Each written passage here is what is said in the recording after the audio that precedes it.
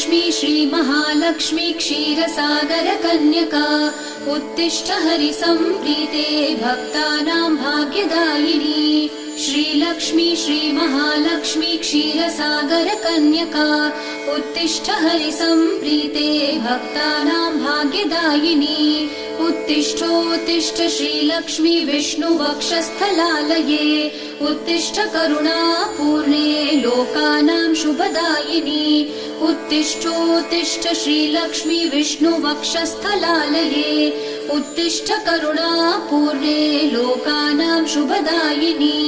श्रीपद्ममध्यवसिते वरपद्मनेत्रे श्रीपद्महस्तचिरपूजितपद्मपादे श्रीपद्मजातजननी शुभपद्मवक्त्रे श्रीलक्ष्मी भक्तवरदे तव सुप्रभातम्।